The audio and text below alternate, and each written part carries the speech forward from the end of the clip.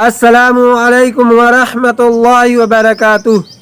آج میں آپ لوگوں کے سامنے زکوٰۃ کے متعلق بیان کرنے جا رہا ہوں۔ زکوٰۃ اسلام کا ایک ایسا اہم رکن ہے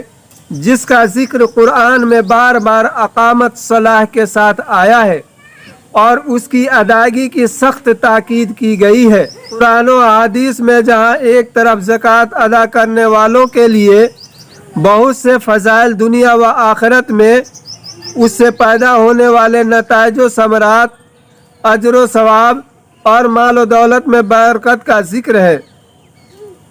تو وہیں دوسری طرف زکوٰۃ ادا نہ کرنے والوں کے حق میں بہت سی وعیدیں دنیا و آخرت میں اس کی منفی اثرات، نتائج و ثمرات، زجر و عقاب اور مال و دولت میں بے برکتی کے ساتھ ساتھ زبردست خسارہ کا ذکر ملتا ہے۔ اللہ رب العالمین کا ارشاد ہے، سورہ بقرہ کی آیت ہے، آیت نمبر 261، جس کا ترجمہ بیان کرنے جا رہا ہوں۔ جو لوگ اللہ کی راہ میں اپنے مال کو خرچ کرتے ہیں، ان کے خرچ کیے ہوئے مال کی حالت ایسی ہے جیسے ایک دانہ کی حالت، جس سے 7 بالیں جمیں، ہر بال کے اندر 100 دانے ہوں، اور یہ افزونی خدا تعالی جس کو چاہتا ہے عطا کرتا ہے، اور اللہ بڑی وسعت والے ہیں، جاننے والے ہیں۔ اللہ رب العالمین نے کیسے بلیغ انداز میں ایک واضح مثال دے کر زکوٰۃ و صدقات میں خرچ کی جانے والی ہر شے کا اجر ایک کی جگہ 700 دینا ارشاد فرمایا ہے، بلکہ اگر چاہتا ہے تو اس سے بھی زیادہ مرحمت فرماتا ہے۔ ایک دوسری جگہ ارشاد ہے، سورہ بقرہ کی آیت ہے 277 نمبر آیت، جس کا ترجمہ ہے، بے شک جو لوگ ایمان لائے اور انہوں نے نیک کام کیے اور نماز کی پابندی کی اور زکوٰۃ دی، ان کے لیے ان کا ثواب ہوگا ان کے پروردگار کے نزدیک، اور ان پر کوئی خطر نہ ہوگا اور نہ وہ غمگین ہوں گے۔ یعنی زکوٰۃ ادا کرنے والوں کو تمام قسم کے خوف اور غم سے نجات کی کھلی ہوئی بشارت مل رہی ہے۔ دوسری طرف زکوٰۃ سے لاپرواہی کرنے والوں کے بارے میں اللہ تعالیٰ کا ارشاد ہے، سورہ آل عمران آیت نمبر 18، ترجمہ، اور ہرگز خیال نہ کریں ایسے لوگ جو ایسی چیز میں بخل کرتے ہیں جو اللہ تعالیٰ نے ان کو اپنے فضل سے دی ہے کہ یہ بات ان کے لیے کچھ اچھی ہوگی، بلکہ یہ بات ان کے لیے بہت ہی بری ہے۔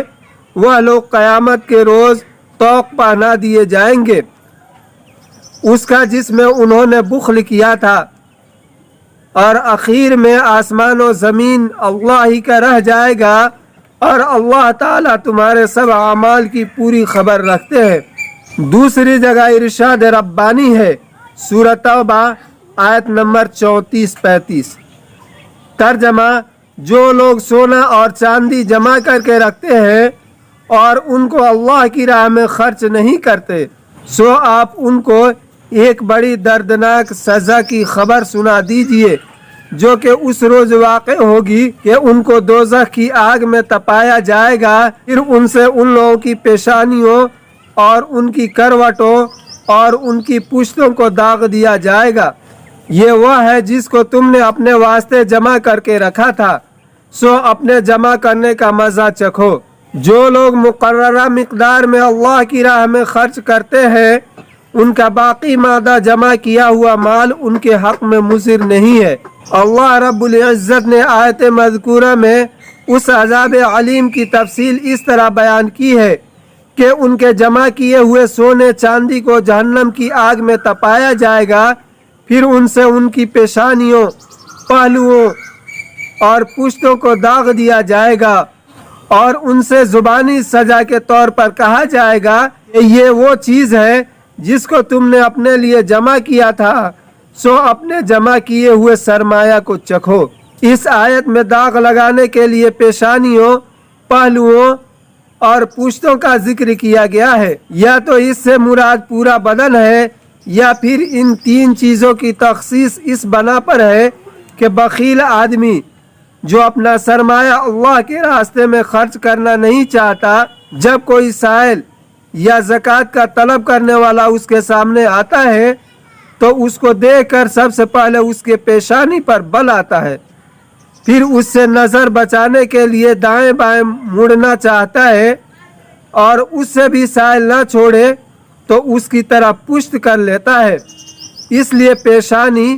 پہلو اور پشت کو عذاب کے لیے مخصوص کیا گیا۔ بعض حدیثوں میں زکوٰۃ نہ دینے والوں کے لیے اس کے علاوہ دوسری نوعیت کے عذابوں کا ذکر بھی آیا ہے۔ حضرت ابو ہریرہ رضی اللہ عنہ نقل کرتے ہیں، بخاری شریف کی حدیث ہے کہ رسول اللہ صلی اللہ علیہ وسلم نے فرمایا، جس شخص کو اللہ تعالیٰ نے مال و زر عطا فرمایا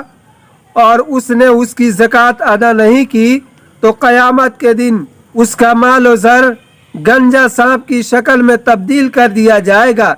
جس کی آنکھوں پر 2 سیاہ نقطے ہوں گے، پھر وہ سانپ اس شخص کے گلے میں بطور طوق ڈال دیا جائے گا، اور وہ سانپ اس شخص کے دونوں جبڑوں کو جکڑ لے گا اور کہے گا کہ میں تیرا مال ہوں، میں تیرا خزانہ ہوں۔ حضرت عمرو بن شعیب رضی اللہ عنہ روایت کرتے ہیں کہ 2 عورتیں حضور پاک صلی اللہ علیہ وسلم کی خدمت میں اس طرح حاضر ہوئی کہ ان دونوں کے ہاتھوں میں سونے کے کنگن تھے۔ آپ صلی اللہ علیہ وسلم نے ان دونوں سے پوچھا، تم ان کی زکوٰۃ دیتی ہو؟ انہوں نے عرض کیا کہ نہیں۔ آپ صلی اللہ علیہ وسلم نے فرمایا کہ تم سب اس کو پسند کرتی ہو کہ اللہ تعالیٰ تم کو آگ کے 2 کنگن پہنائے؟ وہ کہنے لگی نہیں۔ آپ صلی اللہ علیہ وسلم نے فرمایا تو اس کی زکوٰۃ دیا کرو۔ یہی نہیں بلکہ کتب احادیث میں وعدہ و وعید کی بے شمار روایتیں موجود ہیں۔ ایک حدیث میں تو یہاں تک فرمایا گیا ہے کہ جو زکوٰۃ ادا نہیں کرتا اللہ تعالیٰ اس کی نماز قبول نہیں کرتا اور ایمان بھی مقبول نہیں ہے۔ اللہ تعالیٰ ایمان اور نماز کو بغیر زکوٰۃ کے قبول نہیں کرتا۔ ایک روایت میں آیا ہے کہ زکوٰۃ سے اسلام میں کمال پیدا ہوتا ہے۔ تمہارے اسلام کے کمال میں یہ بات ہے کہ اپنے مالوں کی زکوٰۃ ادا کرو۔ اس شب معراج کے واقعات کا ذکر کرتے ہوئے نبی پاک صلی اللہ علیہ وسلم نے فرمایا، میرا ایک قوم پر گزر ہوا جن کی شرمگاہ پر آگے اور پیچھے چھتر لپٹے ہوئے تھے اور مویشی کی طرح چر رہے تھے اور زقوم اور جہنم کے پتھر کھا رہے تھے۔ آپ صلی اللہ علیہ وسلم نے پوچھا کہ یہ کون لوگ ہیں؟ جبریل علیہ السلام نے کہا کہ یہ وہ لوگ ہیں جو اپنی مال کی زکوٰۃ ادا نہیں کرتے اور ان پر اللہ تعالیٰ نے ظلم نہیں کیا، اور آپ کا رب اپنے بندوں پر ظلم کرنے والا نہیں ہے۔ زکوٰۃ کی اہمیت کا اندازہ اس سے بھی لگایا جا سکتا ہے کہ زکوٰۃ کے منکر اور عدم ادائیگی پر اصرار کرنے والوں کے خلاف حضرت ابوبکر صدیق رضی اللہ عنہ نے رفیق القلبی اور نرم مزاجی میں ممتاز ہونے کے باوجود جہاد کا اعلان کیا اور ارشاد فرمایا، خدا کی قسم، نماز اور زکوٰۃ کے درمیان جو لوگ تفریق کریں گے میں ضرور ان کے خلاف جہاد کروں گا۔ حضرت ابوبکر صدیق رضی اللہ عنہ نے اپنے موقف کی پختگی سے امت مسلمہ کو ہلاکت کے غار سے گرنے سے بچا لیا۔ صدیق اکبر رضی اللہ عنہ اگر اس وقت رواداری سے برتاؤ کرتے تو اسلام کو زبردست خطرات کا سامنا کرنا پڑتا۔ اس وقت جو منکر زکوٰۃ تھے کلوہ نماز، روزہ، حج، ان کے شرائط و قیود کا بھی انکار کر بیٹھتے۔ اس طرح دین اور ضروریات دین ایک کھلواڑ بن کر رہ جاتا۔ میں ہوں آپ کا میزبان اعجاز احمد۔ آپ سے گزارش ہے کہ چینل کو سبسکرائب کریں، ویڈیو کو لائک کریں اور شیئر کریں، اور اللہ تعالیٰ سے دعا کریں کہ اللہ تعالیٰ ہم لوگوں کو ان باتوں پہ عمل کرنے کی توفیق عطا فرمائے۔ وآخر دعوانا ان الحمد للہ رب العالمین۔